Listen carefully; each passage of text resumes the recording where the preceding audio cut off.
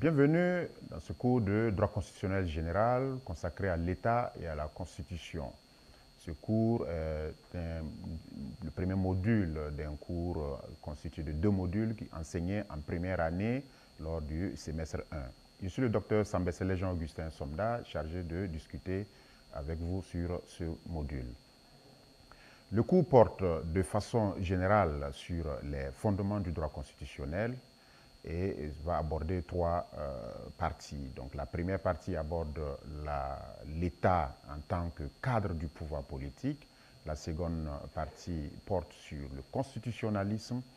Et avant cela, une introduction générale permettra de découvrir les théories, les courants de pensée ainsi que les philosophies qui traitent du droit constitutionnel.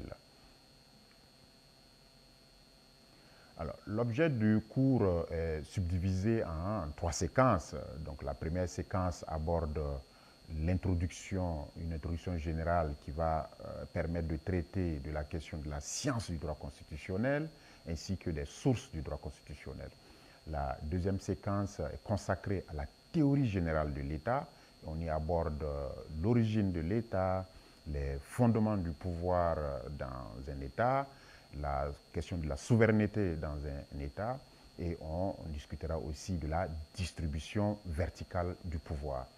La séquence 3, quant à elle, aborde la théorie générale sur la Constitution et on y aborde la notion de Constitution et la place de cette Constitution dans la hiérarchie des normes ainsi que les questions de contrôle de constitutionnalité.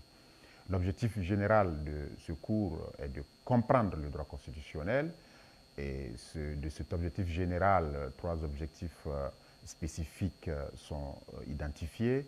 Le premier permet au terme de ce cours de définir le droit constitutionnel.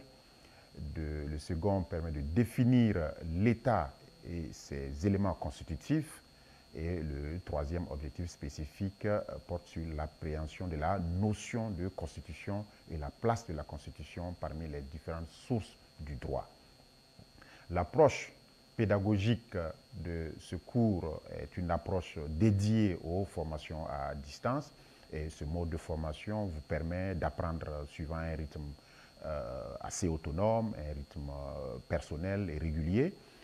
Nous vous conseillons donc de garder un rythme régulier dès le début du semestre et de pouvoir traiter toutes les activités qui sont consacrées aux différentes séquences. À l'issue du cours magistral, des tutorats seront organisés pour des étudiants dans des groupes plus réduits afin de renforcer les connaissances sur les différentes séquences du cours. L'évaluation du cours comporte deux aspects. Le premier aspect consiste en une évaluation formative qui consiste en des exercices qui ne sont pas toujours notés, mais qui permettent à l'étudiant de s'orienter, d'évaluer son niveau de connaissance et d'appréhension du cours et des différents modules qui sont enseignés. Donc, ces exercices peuvent être notés, mais la note n'est pas prise en compte dans le calcul de la moyenne de l'étudiant. La seconde évaluation porte sur une évaluation sommative, donc qui sera une évaluation surveillée, qui permet donc de déterminer une note qui sera prise en compte dans le calcul de la moyenne de l'étudiant. Merci pour votre attention et bonne séance.